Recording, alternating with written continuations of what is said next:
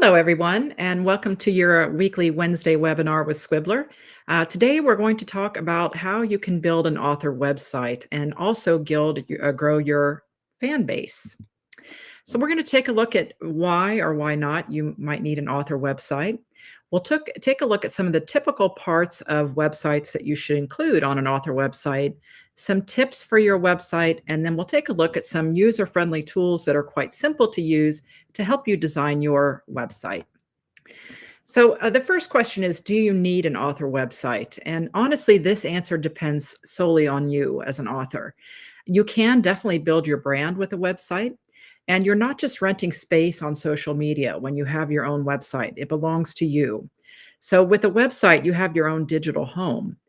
However, getting the most out of your website does take effort and maintenance. It's not something you can just create once and then leave alone. You have to keep it up. But having a website can help you build a direct relationship with your readers. It does establish professional credibility, especially if it looks good, and discoverability. And you can also use your website to showcase your work. So, what should your website do? What are some of the goals? It should showcase your work and your expertise. It should also build an email list of engaged readers. You do want to get in touch with your readers. It should establish your brand and your voice.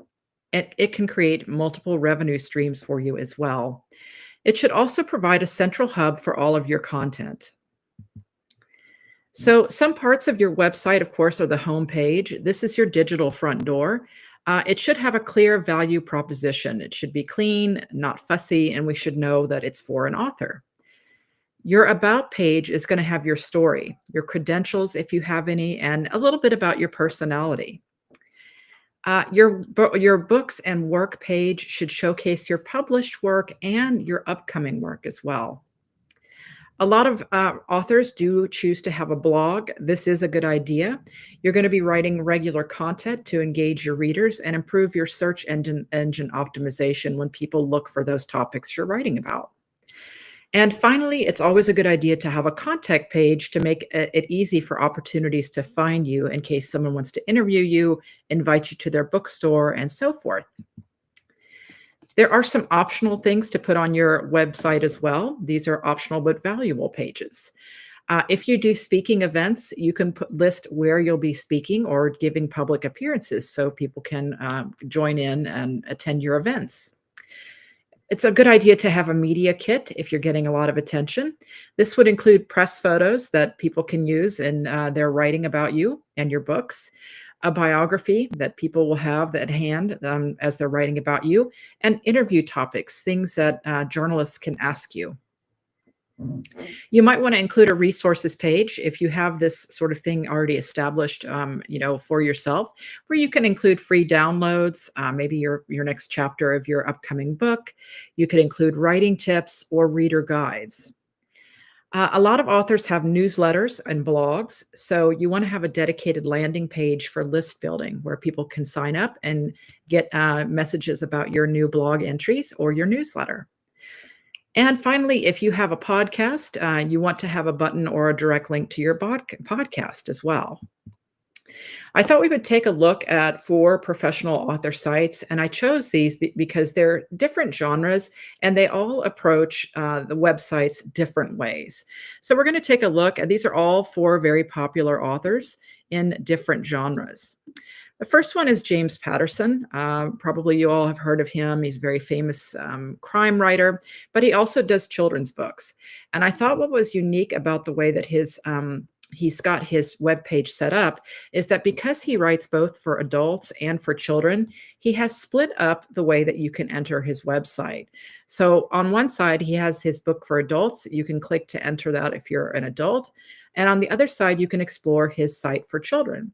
And I know at Squibbler, we do have a lot of writers who are working in different genres. So this could be a possible way for you to set up your webpage if you're working in more than one genre. This is Sarah Moss, the fantasy writer's webpage. You'll notice it's very clean. At the top, she has her name. She's speaking directly to the reader here by saying, "There you are." And then she has the menus for where you can find her books, a reading guide for her books, news about what she's working on, and her contact information. And then farther down, you'll see some images about her books and what's coming up, what you can purchase, and also more information about her series. I also chose N.K. Jemisin, a famous sci-fi writer who's won the Hugo Award for quite a few of her books. Hers is very minimalistic, which I found interesting. She just has a quote from the New York Times about her name in large letters, and then she has the About section with her awards and press kit. She has a link to her different books and trilogies and series, and then she has a link to her blog. So this is really nice and clean. It's not a whole lot of information, but it does give you everything to find her work and be able to contact her. Finally, I thought we'd take a look at a nonfiction writer's page as well. This is Yuval Harari. He's well known for his books Sapiens and Nexus and so forth. I thought his was really interesting as well because his makes use of images a lot. It's a very visual web page. So you kind of have this, slideshow of events that he's been in and that he's spoken about. You can still find your typical toolbar at the top where you can, use the pull down menu. But then he also has images related to media, writing about him, about events that he will be presenting. He has links to his books. And then I thought this was really interesting as well because he works in nonfiction. He's got these little click-throughs for themes from his books. So in other words, if you're interested in ecology, you can click on this link and it will take you to another page and show you direct excerpts from his books. So just a couple of ideas, for you all to think about as you're thinking about how you might want to plan your website, whether it's really minimalistic like N.K. Jemisin's, whether it's directly addressing the reader like Sarah Moss's, whether it's using more visuals like Yuval Harari's and so forth.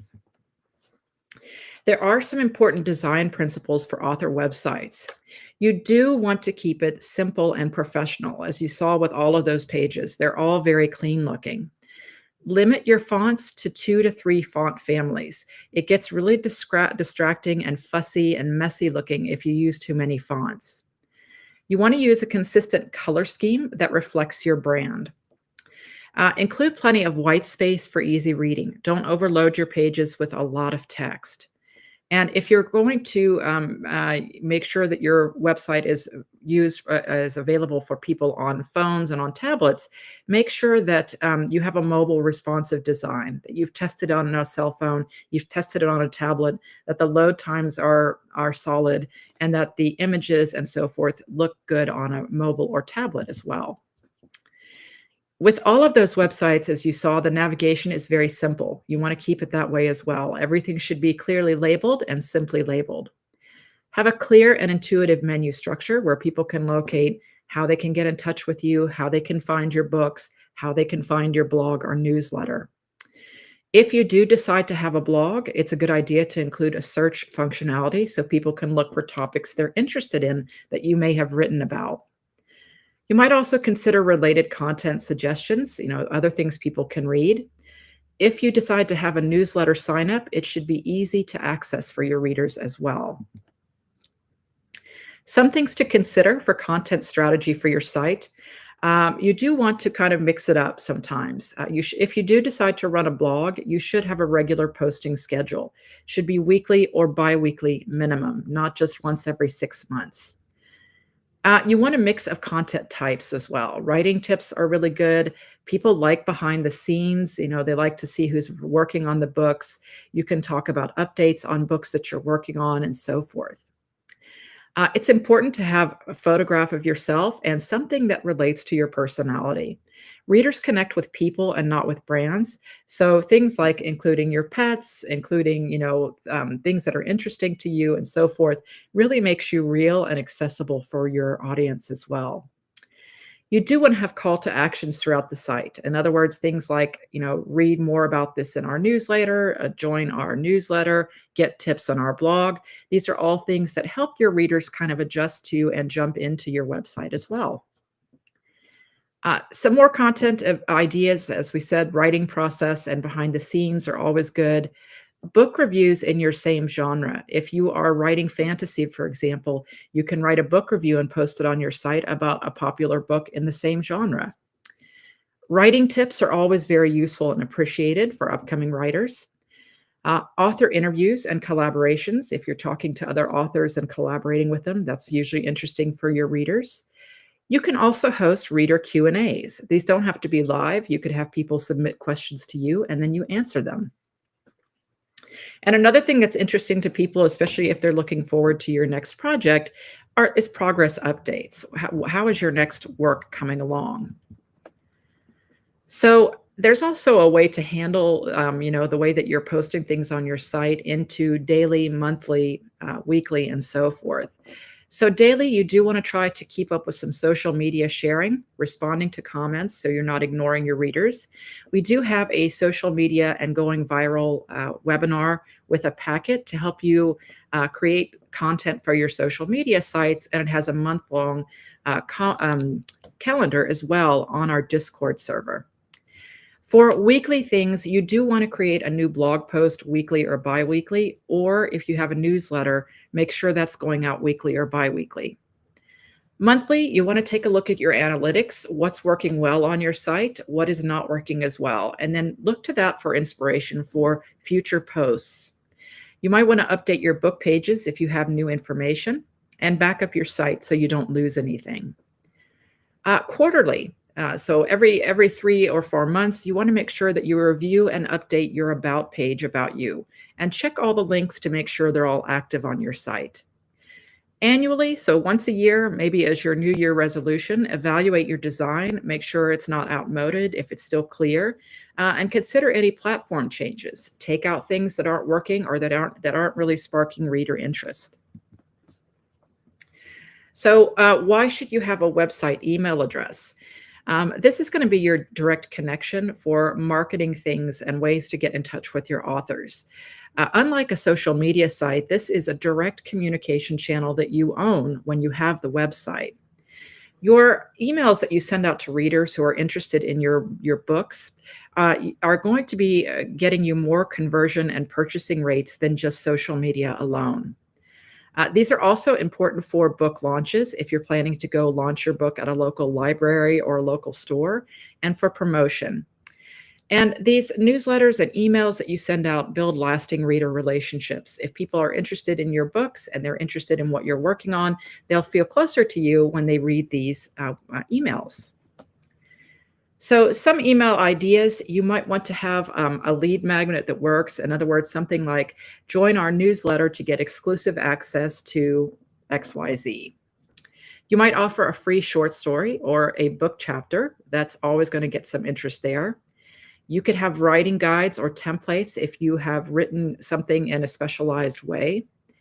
You can offer exclusive content or early access to your readers who are subscribed as well.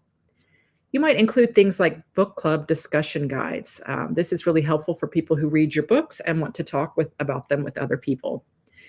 You can also offer emails with writing craft resources.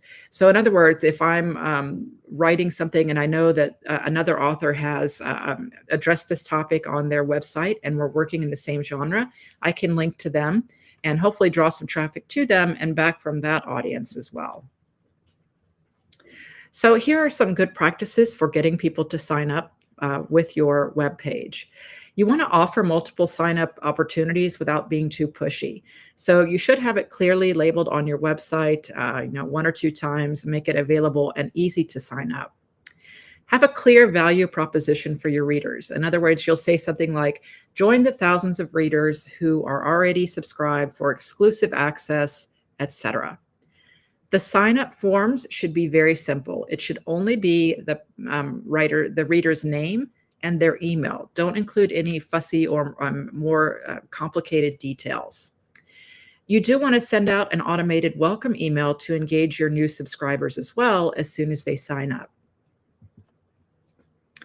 So next, we're going to talk about some beginner-friendly platforms for creating your website. WordPress is probably one of the most popular. It's easy to set up. There is built-in blogging, and they have professional pre-made themes and templates already.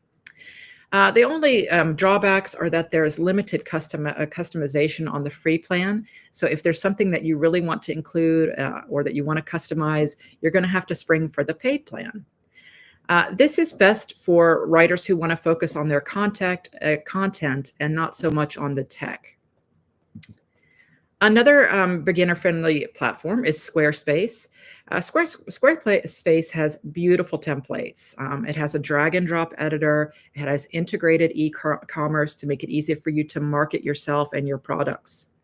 The drawbacks are that it is more expensive and it has less flexibility for complex sites if you want something a little more complicated. Squarespace is really good for visual authors, so photographers, artists, children's book writers, and for those people who really want a polished design. It really makes use of visuals in the way Yuval Harari's website does. Another beginner-friendly platform is Wix. The pros are that it's very user-friendly. It's got an extensive template library, so your website is not really likely to look like everybody else's, and it's a really good free option.